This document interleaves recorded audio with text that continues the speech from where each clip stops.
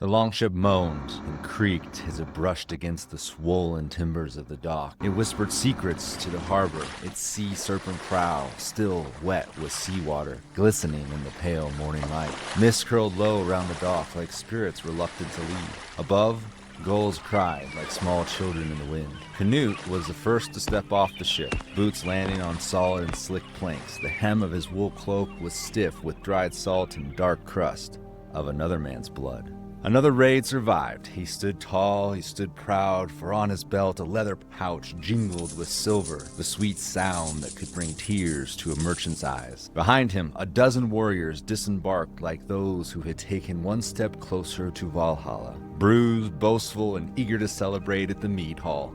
Back before the leaves begin to fall, Canute spoke as he exhaled a sigh of contentment. Behind him, a groan and a shuffle of three men. They slid a heavy chest off the boat, its sides carved with twisted knotwork, its belly packed with silver, crosses, goblets, and the brittle bones of a saint. A gift for the Jarl, or maybe just payment to satisfy his hunger for war. The market was already stirring. Thin threads of smoke rose from the food stalls, winding through the crisp air. The scent of spit-roasted lamb, pine wood, wet fur, and dried fish all through the market. Canute's boots splashed through the puddles as he drifted past the traders, shouting for attention of the men who carried silver. An old woman, the butcher's widow, squinting with one good eye, spoke in a hushed tone. "Back from bleeding Christians again, are you?" He stepped closer. She stood up straight. "You stink of fish and sheep guts." Canute gave a nod. "That's not the smell of slaughtered animal." Canute tossed her a silver coin, grinning. "I'll take some of that roasted meat you have there. Something red enough in the middle to remind me of the raid." "Freyr bless you," she spoke with gratitude, pocketing the coin like a sacred token. "At least you didn't try to offer me gold. I have no use for something I can only trade with the Jarl. He has nothing I need." As Canute walked, his belt sagged with silver. He could feel it in the rhythm of his stride. The pouch thumped against his hip with every step. It was stuffed with hack silver, twisted bracelets, clipped coins, and a polished ring etched with a foreign symbol. Around him, the village stretched awake. Dogs barked, ropes groaned, smoke slipped lazily through the thatched roofs. The market had found its hum. Wives laying out cured fish, farmers rolling thick turnips onto the sun-worn boards. The pulse of trade rose like the sea's tide. Canute moved through it all like a man determined who knew what he wanted, not distracted by all that he could afford but didn't need. A barefoot child darted past, skipping with laughter. The blacksmith shouted across the square, his face blackened by soot and fire. A fisherman haggled with a woman over smoked herring, and silver was exchanging hands all over the market. He paused at a trader's stall. Iron tools, weapons, carved trinkets, and glass beads from lands far east. The merchant's eyes noticed Canute's pouch. "A successful venture?" he asked, nodding at the blood and salt-stained tunic. "Successful enough," Canute responded. The man gestured to a long-handled axe laid across the cloth. "You need strong steel, not just for firewood.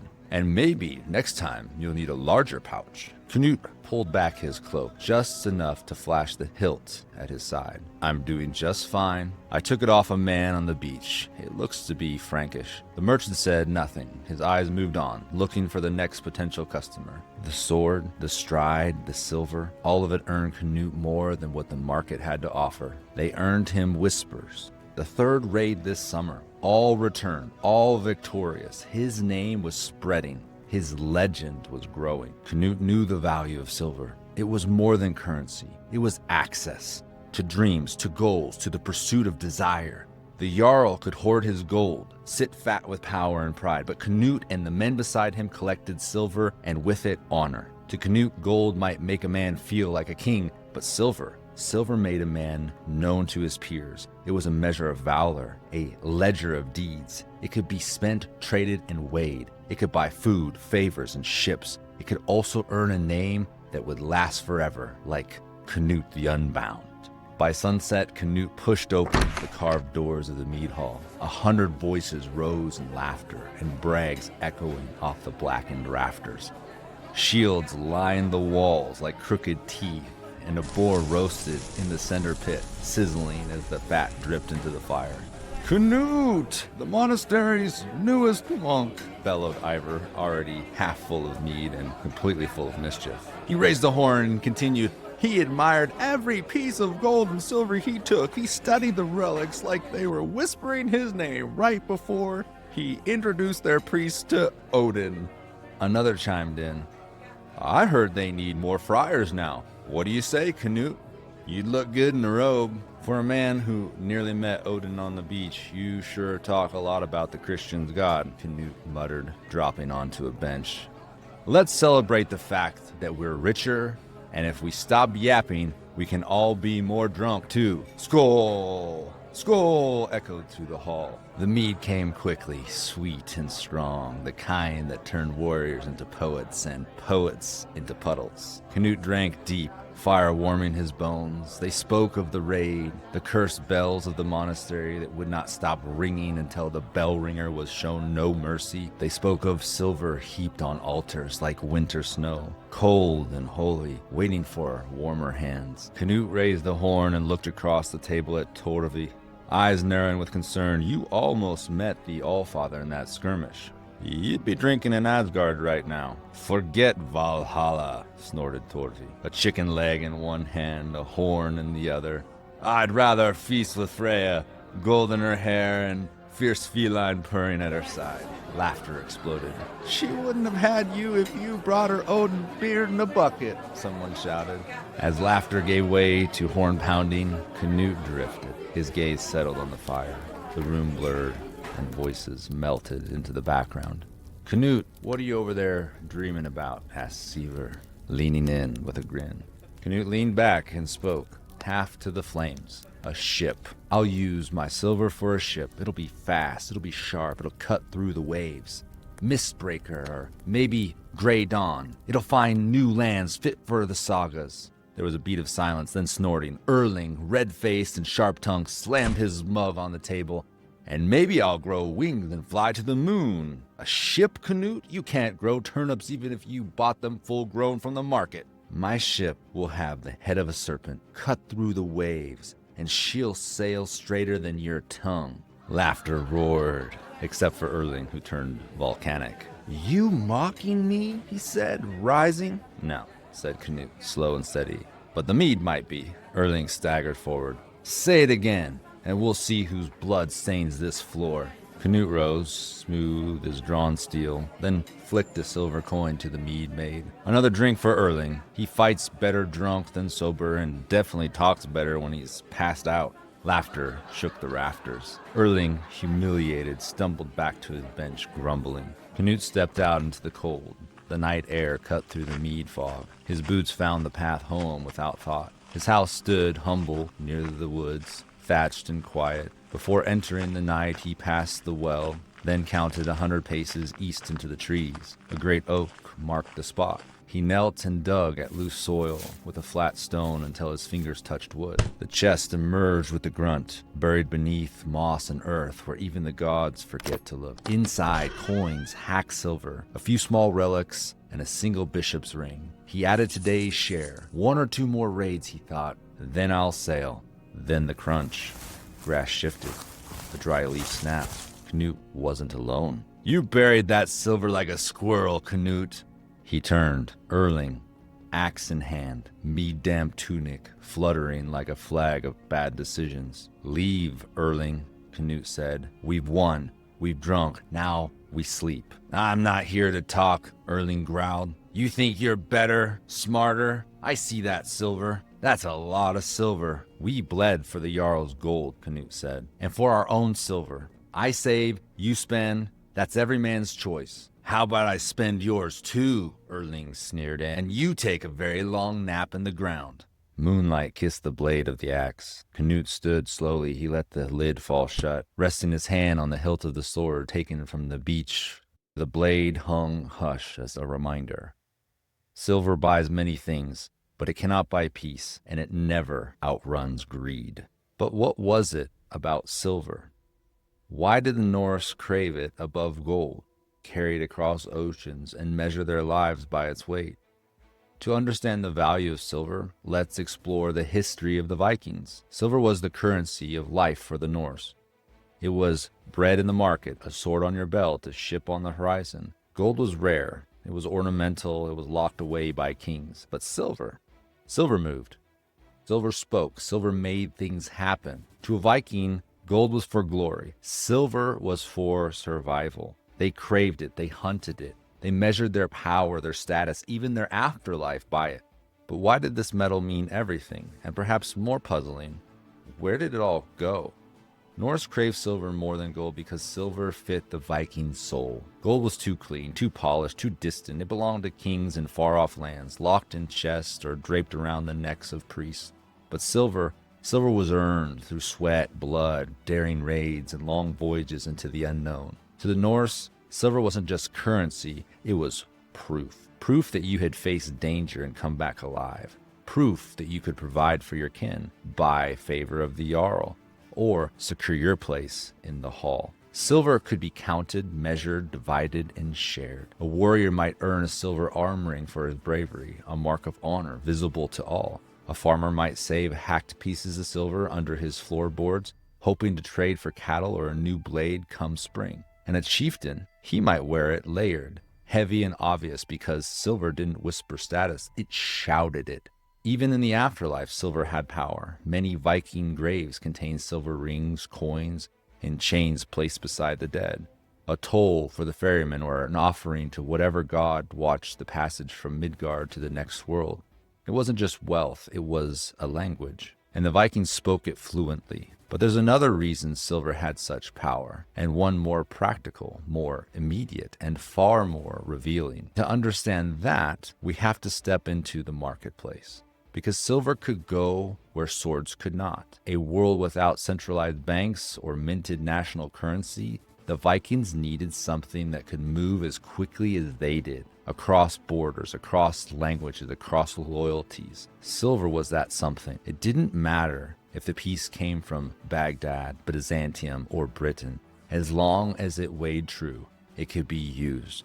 Coins were clipped and cut, bracelets chopped into pieces, hack silver, then weighed on small balances or scales, carried in pouches like weapons.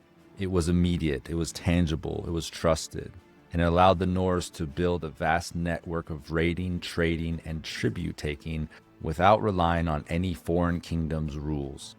They could sail into a port, sell furs or slaves, buy grain or weapons, and be gone before the next tide. Silver was their key to the markets, to alliances, to independence. It wasn't bound by borders.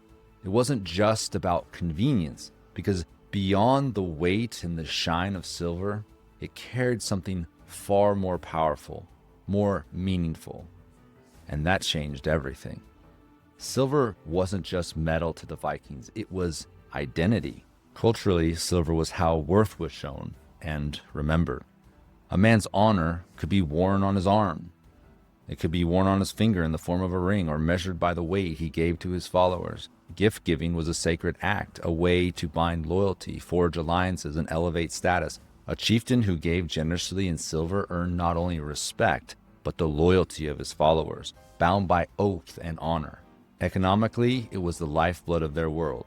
Without a standardized coin, silver became the shared language of trade across the Norse lands and beyond. From the icy fjords of Norway to the bustling markets of Constantinople, it flowed through hands, markets and meat halls, shaping the rise and power of clans and funding the longships that craved a new future. And symbolically, silver was legacy. It was what you buried with your dead, offered to the gods, or hid beneath your home during war. It was sacred, dangerous, and alive with power. To hoard silver was to hoard destiny. To lose it was to lose everything. And that brings us back to the question that we began with. The Vikings craved silver. They earned it. They fought for it. They carried it across oceans and buried it in the earth like treasure. But if it meant so much, where did it all go? Much of the Viking silver never left the ground. Over 1,000 years later, we're still uncovering their legacy, one hoard at a time.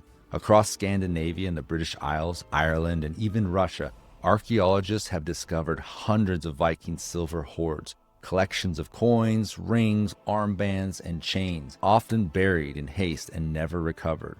Some of these finds are small, just a pouch worth, hidden beneath a longhouse floor, but others, they're legendary. Take the Galway hoard. Unearthed in Scotland in 2014, over 100 pieces of gold, silver, and silk, carefully wrapped and stashed in layers, a time capsule of Viking wealth and worldliness. Or the Curdale hoard in northern England, discovered by accident in the 1800s, over 8,600 items of silver, the second largest Viking treasure trove ever found in Europe. And then there's the Gotland finds. From the Swedish island where over 700 hoards have been discovered, suggesting that the land was not just raided but used as a Viking banking system. And many of these hoards include Arabic silver, showing just how far the Viking trade and influence reached. Some hoards were buried in times of war, others offered to the gods, and some we may never understand. And yet, from every hoard found, there are likely dozens still lost, forgotten beneath the farms, forests, and rivers, waiting for the right blade of a spade or a stroke of fate. But here's the twist. Not all of it stayed buried, because as the Vikings' power faded, their silver didn't simply, it changed hands, it changed shapes, and it changed the course of history. That leads us to the next question. How did their silver end up shaping the very world they left behind? As Viking power waned, their silver began to disappear like the mist on the morning fjord. Not lost, but absorbed, reshaped by time, trade, and transformation. Some of it was melted down, turned into coin by rising medieval kingdoms who now controlled the same lands the Vikings once raided. Silver arm rings became royal coinage. Hack silver became tax payment. What was once treasure from across the seas became the foundation of Europe's emerging money economy. In England, money became payment for protection, and these bribes of protection ended up funding castles, cathedrals, and armies. In Eastern Europe, the Vikings' trade routes along the rivers in Russia seeded wealth and fledgling cities like Novgorod and Kiev, where Norse merchants traded Arabic coins for fur, for slaves, and for influence, planting the seeds of future empires. Throughout these vast networks, surely there's still more silver that has vanished into the soils. Hoards left by these warriors who never returned, or hidden in times of desperation, but never recovered. Some believe entire treasure caches were taken by rival clans, pirates, or betrayed kinsmen. Silver swallowed by silence and treachery, but not all of it faded into oblivion. Some of that silver, glinting, tarnished, and ancient, is still being discovered today. With every find, we piece together the network and the world of the Vikings. A world where silver flowed like blood, binding cultures, kingdoms, and clans. So when you ask what happened to Viking silver and how did it influence the future after the Viking Age, the answer is it became Europe. And yet there's one final mystery, because among all the treasure that changed hands, melted, traded, and transformed, some was never meant to be found.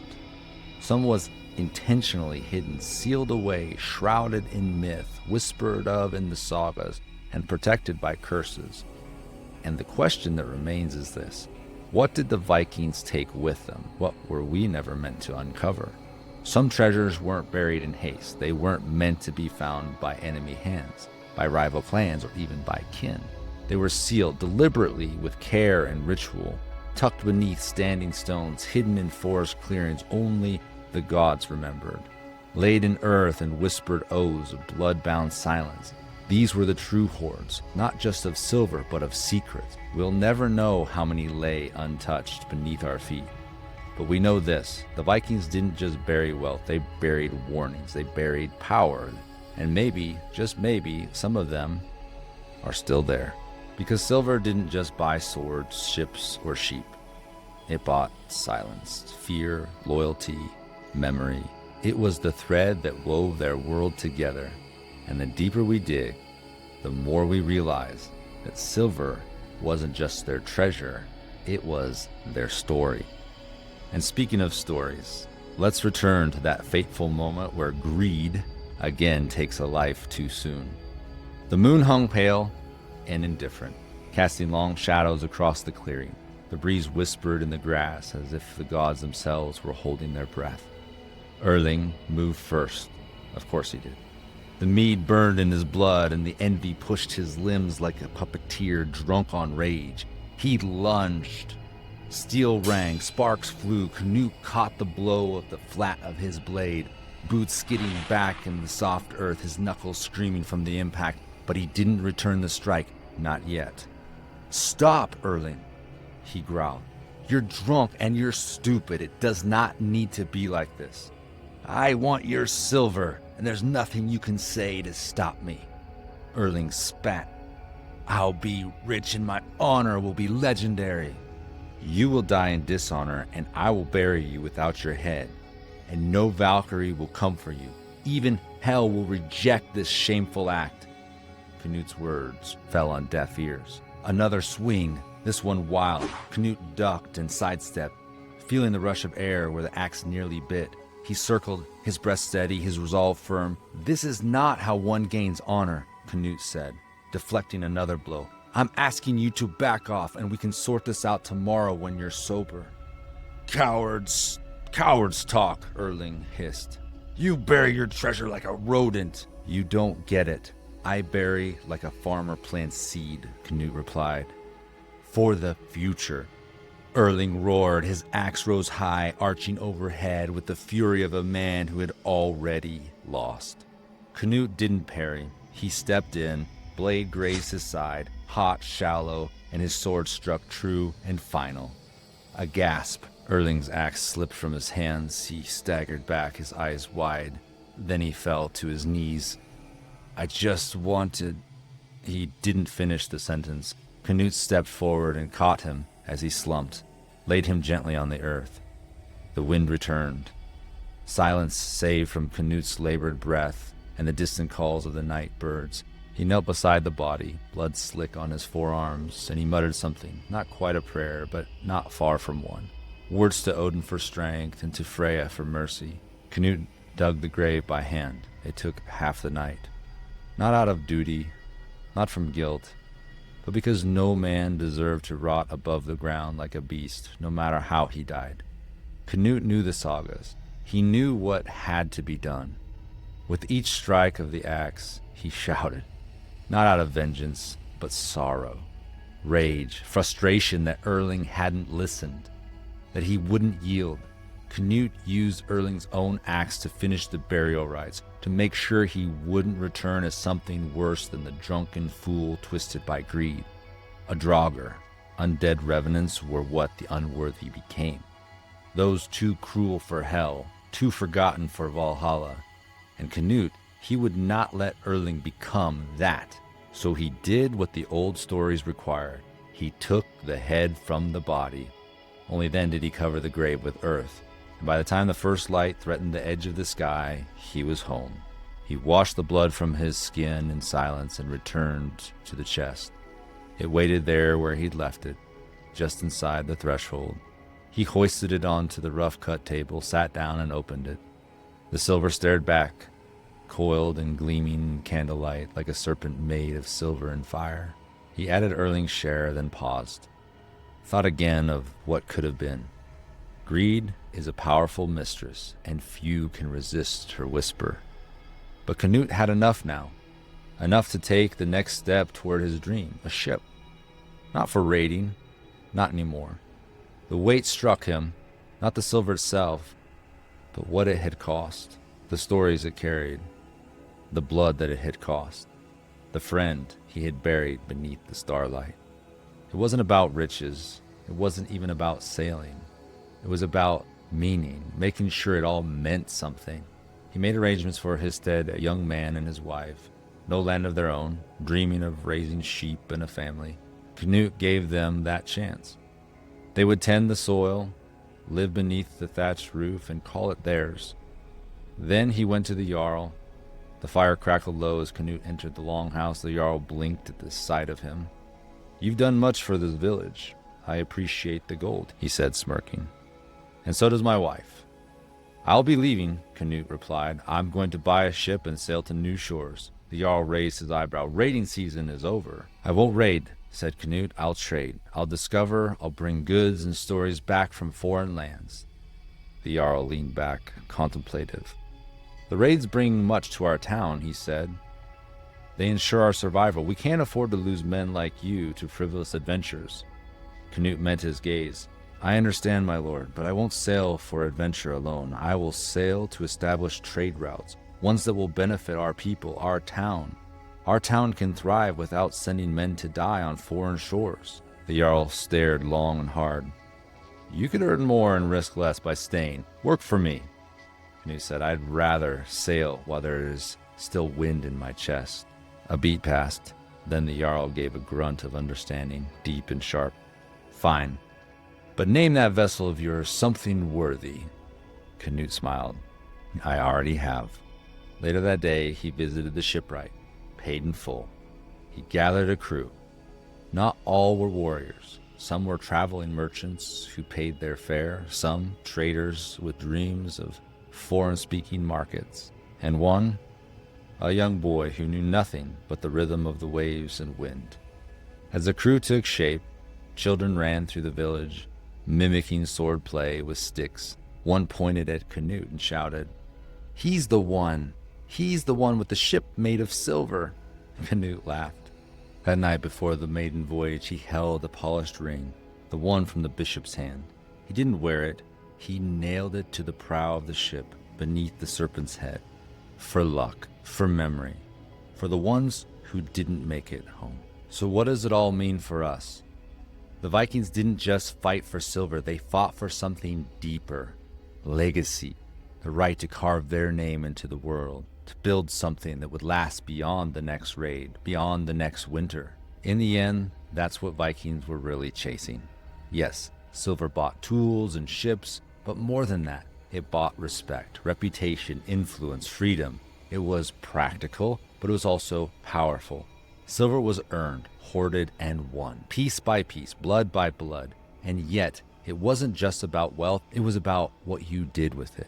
That's what separated the legends from the common folk. The greatest hoards may have been silver, yes, but they were never just about wealth. They were about purpose, a plan for something greater. Even now, truths lie buried with undiscovered hoards across Viking worlds. The mystery of the Vikings' desires and dreams. But here's the truth I want you to hear. A hoard of wisdom uncovered in this story. If you want to awaken the heart of the Viking within you, use the silver you earn to build, to become, to move forward. Use it to sail, to live, to be full, dream, plan, save, act. It really is that simple. Maybe that's why this story resonates so deeply. You go to work, you earn your silver, you fight your battles. You've collected your victories and you carry your dreams. So don't stop. Don't stop fighting. Don't stop dreaming. Use the resources you have, however small they may feel today, and one day you'll launch from your familiar shores towards something far greater. Let silver be the tool to reach your purpose, not the chain that binds you, because silver is useful, but it's not a kind master. The Vikings remind us strength isn't just about brute force. It's about vision. It's about legacy. It's about the courage to change course when the old path no longer leads where your heart is calling. Remember, history does not reward the cautious. Gold sits on thrones, but silver builds ships, and only those who dare to sail become legend. Be bold, be strong, and awaken the Viking in you.